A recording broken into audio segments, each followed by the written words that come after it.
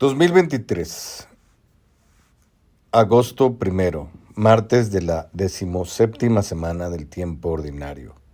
Memoria de San Alfonso María de Ligorio, obispo y doctor de la Iglesia. Ciclo A. Evangelio de nuestro Señor Jesucristo según San Mateo, capítulo 13, versículos del 36 al 43. En aquel tiempo Jesús despidió a la multitud y se fue a su casa.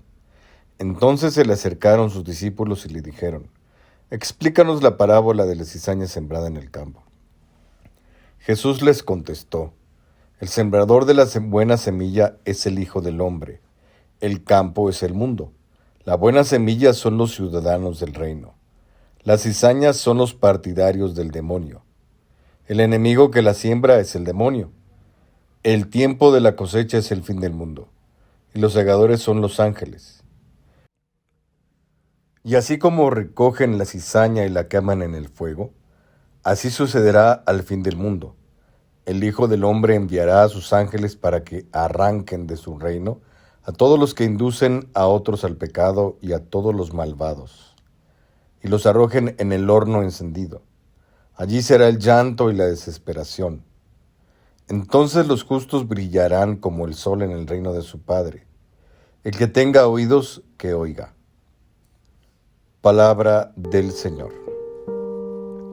Esta parábola es muy interesante y su explicación señala el mal que puede acontecer en el mundo, o podríamos decir, el mal que Dios permite que suceda en el mundo. Es de suma importancia conocerlo para entender a tu enemigo, pero sobre todo ponerlo a la luz, porque podríamos decir, una de las armas del mal es esconderse bajo las tinieblas, o bajo el camuflaje de la mentira que le sirve de escondite, pero sobre todo detrás de un anzuelo.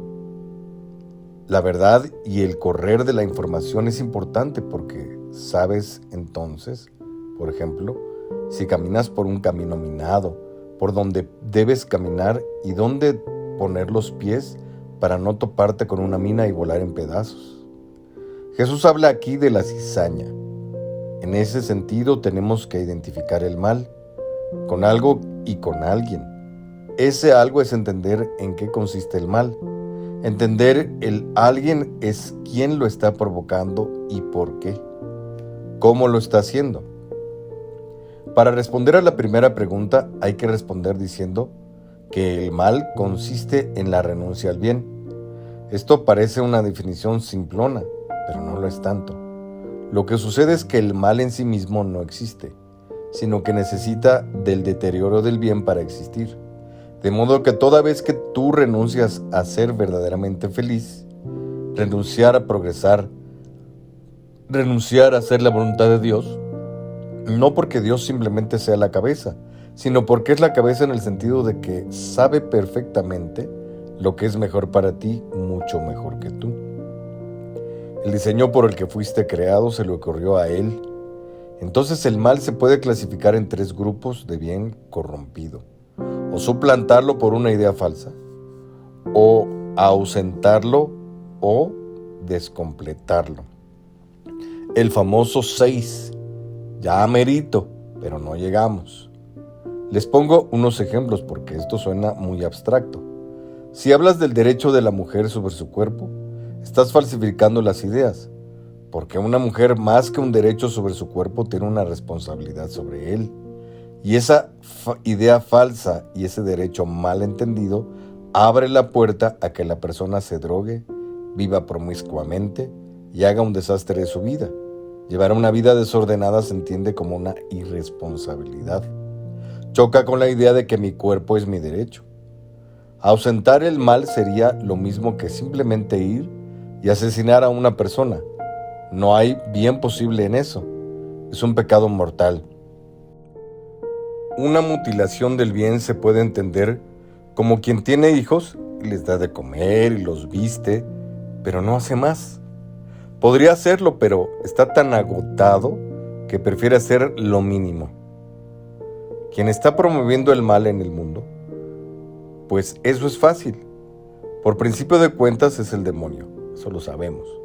Pero el demonio ya no está solo. Tiene todo un aparato geopolítico para operar su influencia en el mundo. La ONU, el Foro de Davos, los metacapitalistas Bill Gates, George Soros y lo que le llaman el Estado profundo, que no se ubica en una clasificación nacional, no es de Estados Unidos, no es de China, su ubicación es el poder. Esa gente que vive en esos países es apátrida, no le interesa a sus países, lo que le interesa es el poder. Pero estos tampoco están solos, están acompañados de un elenco largo de redes de poder, la política, la economía, los lobbies, las ideologías, los streamings, las redes sociales, Hollywood y el cine y su Agenda 2030 que trabaja para la destrucción de la raza humana, destrucción de la iglesia, de la familia, de la identidad, del patriotismo y las naciones con la idea de hacer un gobierno mundial en el peor escenario comunista, imponiendo un totalitarismo que resultará en sumas persecuciones. Las cosas se están volviendo muy distópicas a este respecto. Pero el mal no termina ahí, continúa en tu vida, en mi vida. Nosotros no somos grandes criminales, eso es verdad, pero también tenemos mucho de cizaña en nosotros. Ahora, traer a la luz estas cosas es solamente el primer paso. Un gran paso, es verdad, pero no es todo el recorrido del camino. Hay que reconocer, y recomiendo ampliamente, que todos vayan a ver Sounds of Freedom, de Eduardo Verástegui y de Jim Caviezel. En este filme muestra uno de los dramas más dolorosos, de las cizañas más terribles y escandalosas de esta élite satánica, al contar la historia de Tim Ballard, un agente retirado del FBI que ha formado un grupo de profesionales que se dedican a salvar niños secuestrados y trabajados como esclavos sexuales por redes pedófilas en todo el mundo. Es la crisis más terrible de toda la historia humana. Inclusive me atrevo a decir peor que el Holocausto judío. Este drama y muchos otros vive el mundo. El primer paso es conocerlo y en segundo es acabarlo.